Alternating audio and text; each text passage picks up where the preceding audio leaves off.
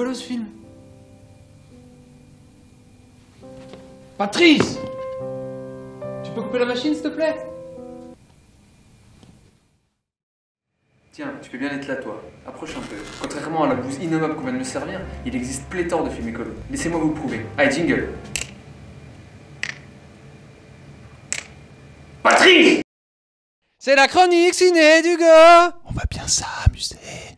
Tenez, prenez le monde de Nemo par exemple. Un poisson clown qui se fait sauvagement capturer pour être ensuite jeté dans un aquarium à la merci d'êtres humains sans scrupules. On y parle de la liberté des poissons et globalement de tout ce qui vit dans le milieu marin. Mais on y dénonce aussi la surpêche, la maltraitance animale ou encore la domestication abusive. Oh! Regardez-moi cette remonta. Regardez-moi un peu comment elle est belle. Oh! Quelle bande de poissons! Oh là, ça devient gênant là. Ouais, c'est bien joli tout ça, monsieur le cinéphile. Mais est-ce que tu sais que pour un film qui dénonce la captivité des espèces tropicales en aquarium, le monde de Nemo a fait grimper les ventes de petits poissons clowns de 30 à 40% aux États-Unis et au Royaume-Uni? Tu sais ça, hein? Oh! Et ça s'appelle pas Nemo, mais Amphiprion percula. Et t'es Hugo, j'imagine que t'es au courant qu'un spin-off est sorti sur Dory, l'ami de Nemo. Bah ouais, bien sûr. Eh bien cette fois-ci, la fondation 30 millions d'amis a pris les devants, en mettant en garde les potentiels acheteurs pour éviter de revivre la catastrophe post-Nemo. En effet, le poisson chirurgien, de son vrai nom, est une espèce très rare et très fragile. Alors, Hugo, la prochaine fois que tu veux parler de films écolo, renseigne-toi.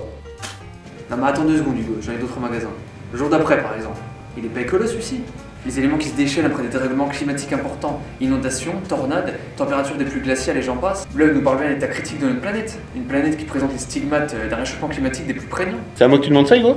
Bah oui Hugo. Pour une fois que Roland Emmerich, le réalisateur, ne faisait pas preuve d'un patriotisme exacerbé et soulevait de réelles valeurs écologiques. Ouais, de récentes études ont montré que le scénario du film était quelque peu fantaisiste. Si la fonte des glaces de l'Arctique survenait, la Terre entrait dans une période de refroidissement de plusieurs dizaines d'années avant de retrouver une dynamique positive.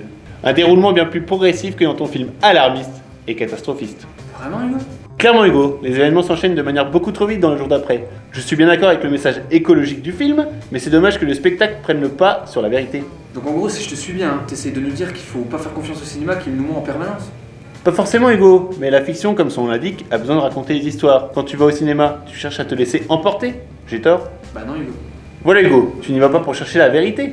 Pour Nemo par exemple, si le message écologique n'a pas été perçu, et même complètement inversé, c'est parce que le spectateur s'est attaché à ce petit poisson clown. Et pour le jour d'après, c'est la même chose. Si le message n'a pas été perçu, c'est parce que le spectateur a préféré s'intéresser aux effets spéciaux dignes de Michael Bay plutôt qu'à son scénario. C'est le souci avec la fiction Hugo. Si tu as un message plus brut et plus sincère, va plutôt chercher du côté des documentaires engagés, voire militants. Ouais d'accord, tu me parles de documentaires militants, mais t'as des exemples à me proposer? En France, récemment, Colin Serrault et son documentaire Solutions locales pour un désordre global m'ont paru relativement pertinents. La cinéaste va plus loin que les films d'alerte en montrant justement les solutions. Un contre-pied parfait et un exemple parmi tant d'autres. Je peux te citer par exemple Home, Demain ou encore Océan. Ok, bah merci. Eh bien, il n'y a pas de quoi Hugo. Et au fait, pour ton film d'auteur, laisse-lui une chance. Il est bien plus écolo qu'il n'y paraît. Patrice!